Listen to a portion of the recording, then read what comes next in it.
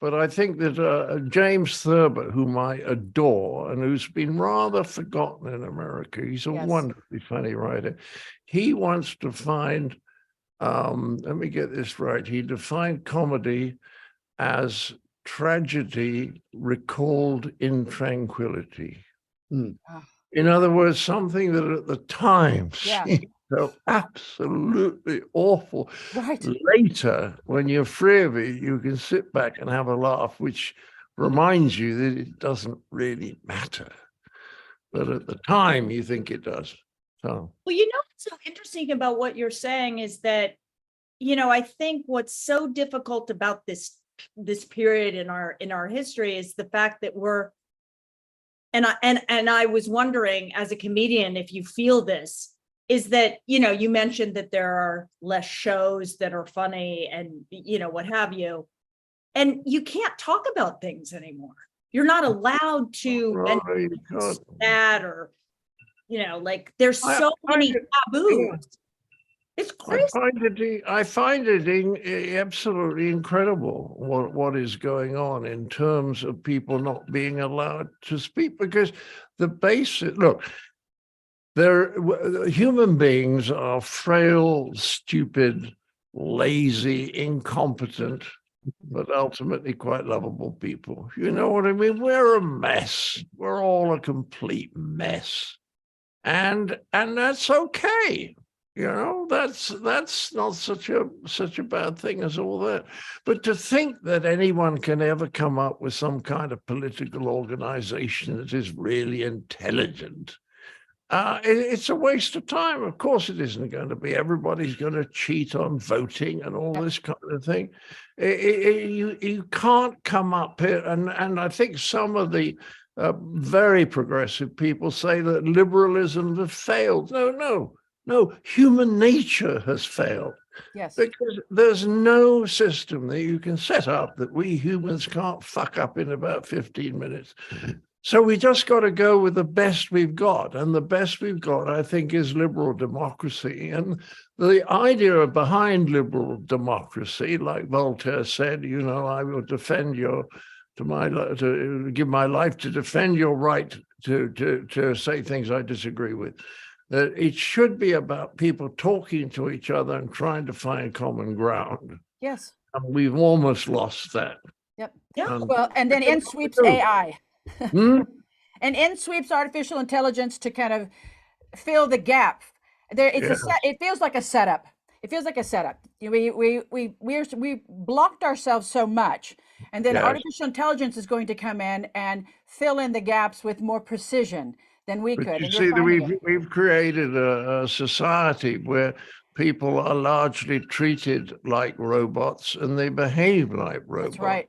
Absolutely. And if you are treated like a robot and you behave like a robot, then there's no problem about replacing you with a robot.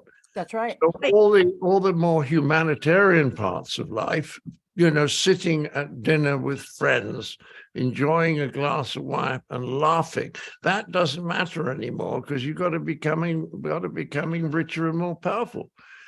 People who are rich and powerful are not happy people. This is true. Yeah, my old friend, the screenwriter William Goldman, he had a conversation with a doorman in one of those apartments in New York where, the condominiums, and he went to meet a friend and he fell in the conversation with the doorman, and the doorman said, half the people in this building, they're billionaires. He said, and I see them every morning and every evening, coming in, coming out, coming in. Never a smile. Yeah. Never a smile, never a thank you, no gratitude. Yeah. No eye contact. Yeah, it's very no eye contact. People got to pretend, Mariel, pretending that they're better than other people because they have money. Yeah. And I mean, it's so unbelievably ludicrous, and yet people believe it. Yeah, and then we've set up a social media system that just buys into that, like, oh, we're teaching children that actually does matter, and it doesn't matter, and they don't know.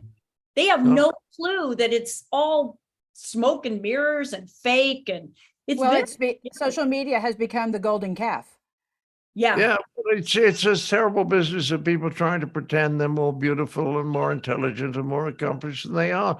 You know, we don't have to be particularly beautiful, intelligent, or accomplished. We can have a good life. That's But right. that's not what anyone's telling us. We're all being told we're in this very competitive world. And I think the competitiveness of America is kind of compulsive.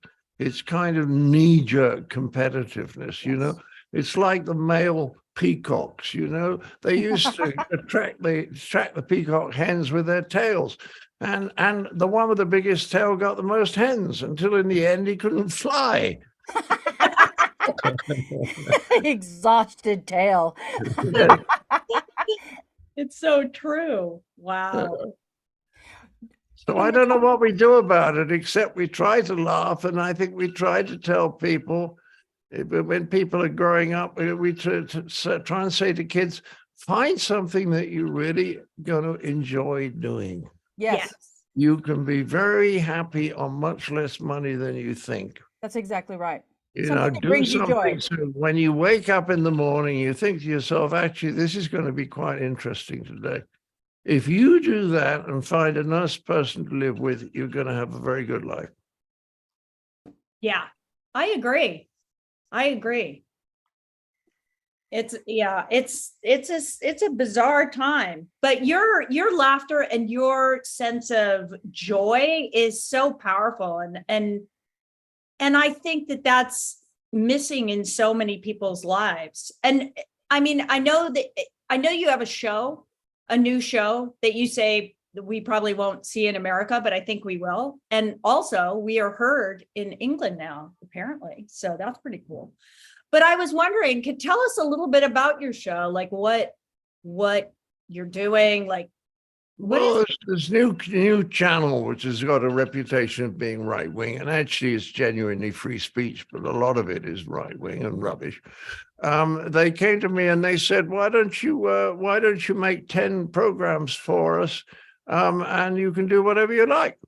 So what are you doing? I said, yes, I'd like to do this. I'd like to have some people on television who I know a bit and who I think are very bright, talking about things that are much more intelligent than we normally talk about on television. brilliant? Here, The here. first show, I've got about 4 absolutely top people, absolutely top, to really to explain to the British public how awful and completely destructive our newspapers are. Yeah. And that's going to be the full first hour, at the end of which I think that the viewers are going to think maybe this isn't such a right-wing channel. And then the next program I would like to do would be about psi phenomena, because I'm very interested in all these things like remote viewing, Yes. and precognition. And I know a lot of the top people because I've been interested for a long time. I know the people in the DOPS department at the University of Virginia and Dean Radin, and a lot of absolutely terrific top people. And I want to present this to the English audience and say, did you know that the existence of these psi phenomena has been proved beyond any doubt statistically? And the reason we don't talk about it, Mariel, as you were saying, we don't talk about it is because the scientists refuse to believe this irrefutable evidence for one reason: they can't explain it. They can't explain it, or they can't control it. Too. Yeah, true. Right? Wow. But they can't explain things, and then they want to believe that they can explain everything. In fact, I have a sketch that starts, "We scientists," you know, I love them when they say that. "We scientists now know that we don't know very much."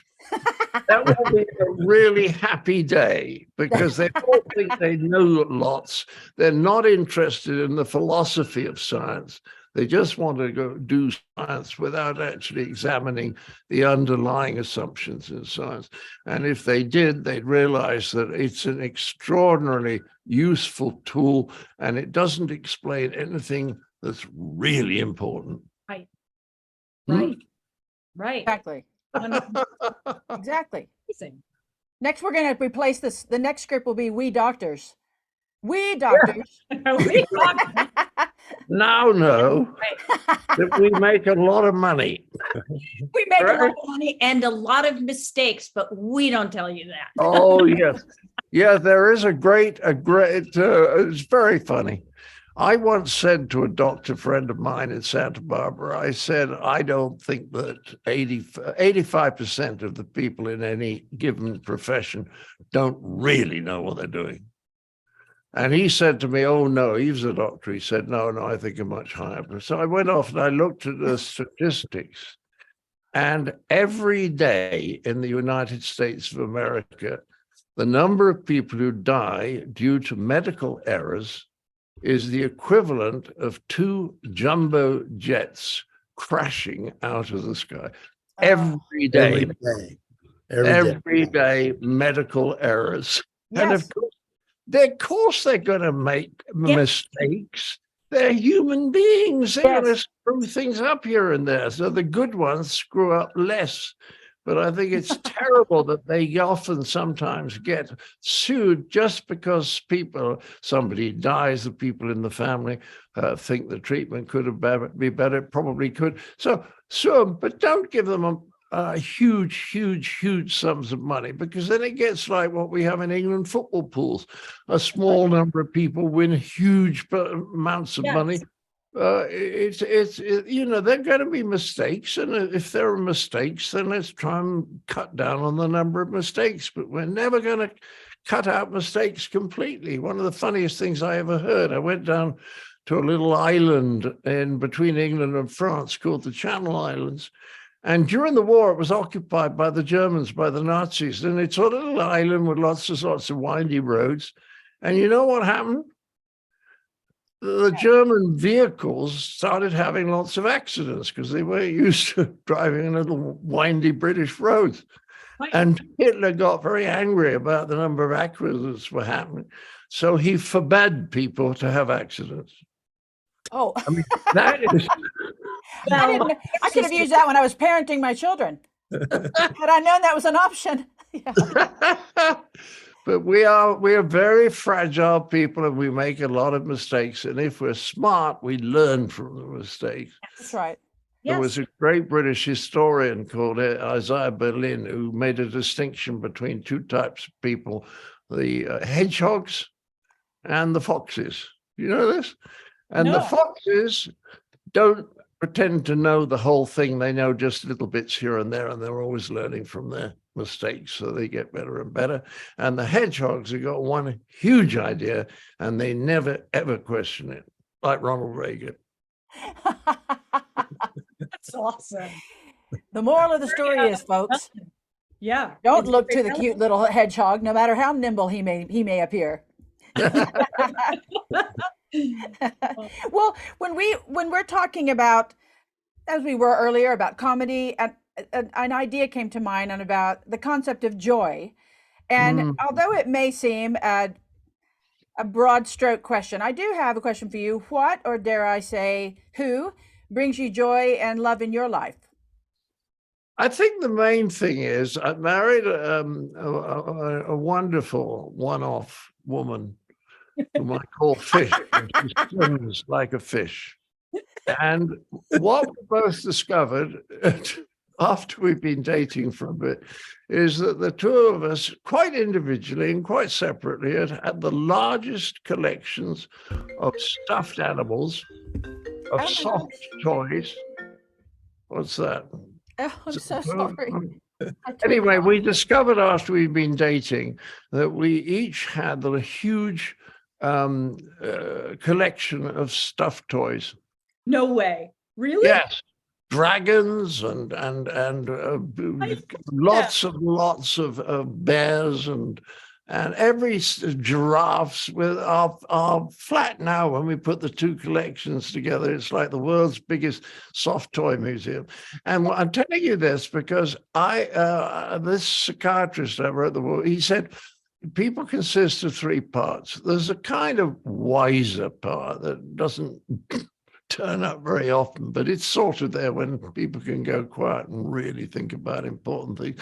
Then there's the parent, and that's the one who makes all the arrangements, makes the money, makes sure that the things are repaired and that the children get to school on time and takes them to the dentist, all that. And then there's the child. And the child understands wonder and joy and is terribly good at playing.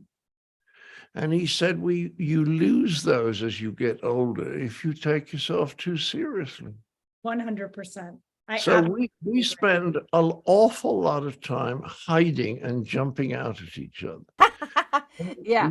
We stayed at the Raffles that. Hotel in Singapore, and the staff I discovered absolutely loved us because they'd never seen an 83-year-old man hiding behind pillars and jumping out. You see, it makes everybody smile. It does make everybody smile. My significant other, my husband, for lack of a better term, he and I play all the time. We laugh. We have guffaw laughter every single day, and it's amazing. I remember when I first met him, and I had raised kids and been in a marriage and been very serious. And when I first met him, he hid in the house, like he hid and he jumped out, like did what you were talking about. And I was so shy. I was like, "What are you doing?" And first I was, like it freaked me out. And now, we play hide and seek, and it's crazy, and it's so. We laugh every day, and it's so important. I mean, because Mariel, it reminds you that there's joy in the present moment. That's right. Absolutely. This is why Cleese says that it is much, much smarter to have pets than to have children. Because you don't have to educate pets, and they're much nicer and much more fun. And they purr and run around, and you throw a stick for a dog and it runs after the stick and brings it back. And you throw a stick for a cat and the cat says, "What?" They're wonderful pets. I always say I'd rather lose a friend than a pet, because you can always make another friend. It's so But if you see, the thing is, if you get in an atmosphere like this now, where we're just giggling and being silly, not trying to show off, what happens is it's very hard for anyone to come into this atmosphere and pretend that they're very important. Yes. And that is why pompous people like to be pompous, because it means they can be self-important. That's right. Yeah. They need it. Everyone around them is giggling. You can't get away with it. So they want solemnity and look how important I am. Serious. I'm serious. I'm an adult. We don't trust those who have no sense ever of humor. become an adult. That's my motto. Awful. I mean, the thing to do with there was a movie when I did that. Somebody said to me, "You can't," it was Rat Race, "You can't do that." And I said, "I can do anything I like." Because I'm rich. Bitch. That's right. Oh my God. So much fun. You're still there. Good. Have you got a question? Well, Mike, I don't have a question. I'm watching the clock for you because I know you told me if you can't get to dinner on time, I'm going to really be in trouble. I'm going to get it. So it is now. So, well, if we were going to end, I would say this. Years ago, I was learning to drive much, much later than most people do. I think I was about 38. I'd never bothered to drive. I just used to take cabs.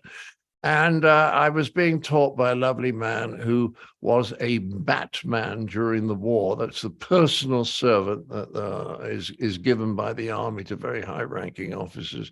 And he adored the guy, the general that he worked for. And the general said to him, because his name was Walter, he said, "Walter, what you have to remember in life is that most things don't matter much. And that some things matter a bit, but most things don't matter at all." And I say often to myself when something irritating happens, I find almost reflex now, like a knee jerk. I say, does it really matter? And it almost never does. I love that. Great final words by the great John Cleese. The great, Don't stop. icon. I'm an Mr. icon. Cleese, the icon, Mr. And Cleese. I'm a Number legend. one. Number one comedian in the world.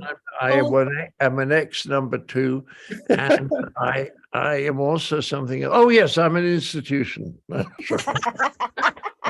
Please send money. Yeah. .org. .org. Yes. JohnCleese.org. I've actually thought of starting a church because I think that's the way to get really rich. It without really doing much is. work. And I've got the right initials, you see. It would be the church. You do? Hey, listen, a little sidebar. Jeremiah and I were talking, and he had sent a text as the three of us were on a group chat, and he had sent a text. Jeremiah, I'm going to tell this. And he sent this text saying something about JC. And I texted back John, and he said, yes, JC equals John Cleese. And I said, well, crap, I had 10 questions for Jesus. So, yes, you're right there with you. So good. Oh, dear. John, thank you so much and have a great That dinner. was fun, wasn't it? That's fine. I don't want to let you, Mariel, where are you? I am in Los Angeles now. Good. I also am in Idaho, but I'm in Los Angeles right now. Yeah. Good. And Melissa, where are you? I'm in Westlake Village, California. It's like 45 Oh, minutes. great. north. Yeah. Well, listen, let me think, the later August, I'll be in LA. Oh, So why don't we all have dinner together and Jeremiah can pay? It's the best plan I've heard all day. I love that idea. I'm in. That's done. Jeremiah, I'll be in touch when I need you. I'm just going to sit here and take it. I love it. If you throw them at me, John, I'll take them all. And I'll pay for them. I know what a nice guy you are because my daughter, who is quite picky, thinks you're great. Oh, All right. that's So nice. I'm prepared to take her word for it, despite what I've seen with my own eyes. Despite the fact that your daughter doesn't catch the stick when you throw it. Yes. All right, I'm off to have an Indian curry, and then I'm getting an early night because I'm 83. I love it. I got to eat. I mean, otherwise I shall die hungry. I don't want to do that. Hey, John. Right, 83. I think we'll all agree. I want to thank you for making us laugh for the last half hour. Thank you so much. thank you so much. Amazing. Thank you. Enjoy the curry. Go away.